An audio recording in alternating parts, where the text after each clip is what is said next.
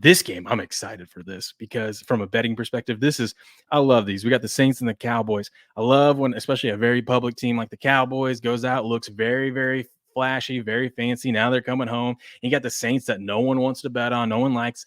The only thing that I don't like about this is the Saints also went out and put up a bunch of points. But I think that was a little bit of a not so much of Carolina being as bad as they are, but the Saints, after having a miserable season last year, they were just like, if we can, let's just pile on the point. Let's score when we can to make up for all the terrible, letdown year last year. So I don't know. I kind of this one, I'm probably going to be on the Saints in this one. It just because it's an ugly pick look at 92% of the money so far is on the Cowboys. So that makes me already want to go take the Saints, especially if I can get a 7. But I think I was not impressed. I shouldn't say I wasn't impressed. I think the Cowboys defense looked better than it actually is. I did not realize before the game. Had I known this, I probably would have taken the Cowboys last week. I did not know that the 2 tackles for the Browns were out. They had replacement tackles in there, and you saw it. Deshaun Watson was like, if he couldn't hit his first read, he was scrambling around and obviously didn't play well. So I think the Cowboys defense looked better than it actually is. And Dak played all right, but I'll probably take the Saints and the points in this one. What say you, Robert? Yeah, I mean, you get 2 different trends competing with each other. I'm sure there were some sharp money syndicates on the Saints last week. There were a lot of sharp money people on the Panthers. And that was another game where it's like, why are you expecting Bryce Young to magically reverse all the problems he had in year 1? Yeah, okay, they got a few more personnel, and they got the quarterback whisperer, the guy who helped turn Baker Mayfield and Geno around. But it's still Bryce Young, and he's still, 5'2". You had all summer to drop the first play that you're going to run for the season. And what do? Throws an interception on the first play. Yeah, golly. Had 3 months to prepare for this play. I saw Bryce Young play a couple of years ago in Austin against Texas. And Mike, I came away, I was like, that guy's a career backup. He's not a career starter. Yeah, he's really sharp, but that's about all. That was the game where they came back and kicked the game-winning field goal. They scrambled to come back and win that one. It was a very close game. He had a nice drive to end the game, I remember. Yeah, that's the only thing that saved him. He bailed them out. Yeah. Yeah. But basically that was a weak Texas team that had to play with a backup quarterback for 3/4 of the game, and they needed a little bit of a miracle to come back and win it. But you could see watching him play, he was very calm, so that his mindset was good. But there was nothing about him that was exceptional. He didn't throw with great anticipation. He was clearly very short, which is going to be an issue in the NFL. There's not many short quarterbacks that have survived in the NFL. Doug Flutie's the closest example to anybody that's his kind of height. Because you're not talking about you're not talking about Drew Brees. You're talking about 5'7", 5'8". I mean, he looks like a middle schooler when he shows up on campus. There's a lot of people that love to fade Derek Carr. There's a lot of people that love to fade the Dennis Allen, the head coach for the Saints, and there's a lot of people who love to bet the Cowboys at home because under McCarthy they've blown out tons of teams. So that's what I think, that this line will only go higher. I think by Sunday it's probably going to get up over 7. I mean, this is a game that could go over that key number because of how much excitement I think there will be towards Dallas, unless.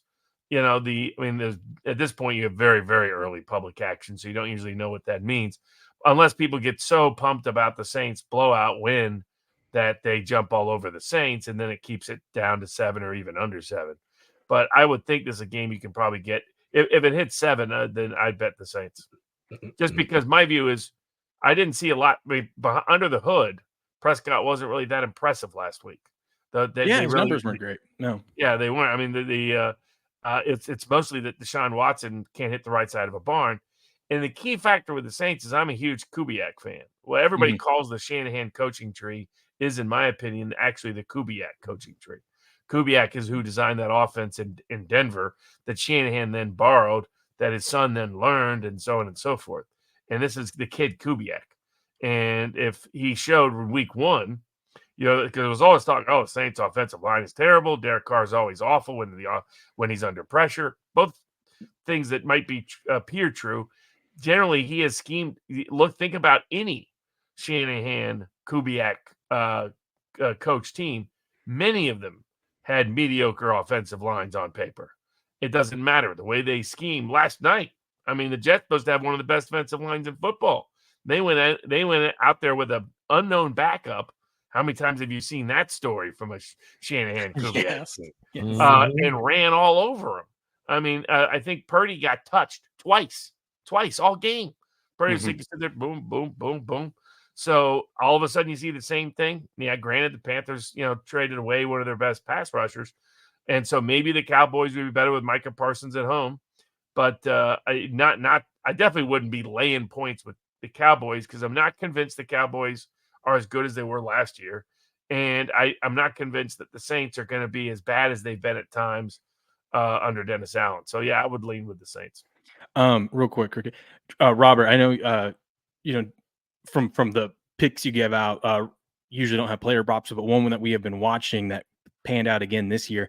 If you look at these guys that hold out and don't play much preseason, they all go under. CeeDee Lamb under his yards. Ayuk last night under his yards. Who's the other? Jamar Chase under his yard. Debo, when he held out a couple of years ago, under his yard. So it's just a little trend or something to keep an eye on. It makes sense, but it keeps happening. So I'm curious to see how that works out in week 2. Last week. Yeah. Well, I bet it last That night. was a good pick. Yeah, that you're right. That is sharp. Yeah. Cricket, what do you think about this game? Man, I'm going to watch this one a little bit throughout the week. I feel like this could be the line. To me, I feel like should be above the key number of 7. I feel like it should be 7.5, maybe 8. I feel like it could be a little bit of an overaction for the Saints right here. They did blow the doors off of the Panthers when that thing 47-10 there. But we know the Panthers, after this week 1, it looks like the Panthers are by far the worst team in the NFL since the Patriots did what they did up in Cincinnati.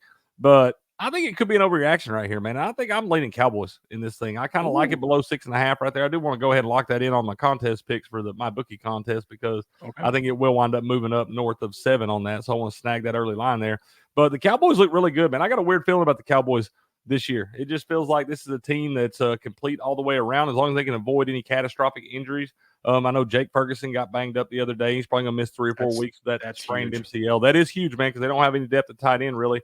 And they already, but outside of Brandon Cooks and CeeDee Lamb there, not a whole lot of guys you really want to throw that football to. I think they got to get Rico Dowdle more involved. I don't think Zeke is going to be able to be the answer as number 1 running back for the course of the season there. So I think Rico Dowdle's got to get a lot more involved in the offense because he is a guy that can catch the ball in the backfield, a pretty shifty guy that can take it to the house. So I like what I saw of the Cowboys offense. I like Dak a lot. And I think he's going to have another big year here. And the Cowboys defense is still the Cowboys defense. Can you imagine having to start 2 backup tackles against Micah Parsons? That would be absolutely terrifying right there if you were the Browns. So they were in a bad spot. I think the Cowboys right here, this line should be higher than 7, higher than touchdown for me because I don't think the Saints are a great team. I think they just blew out a really bad team.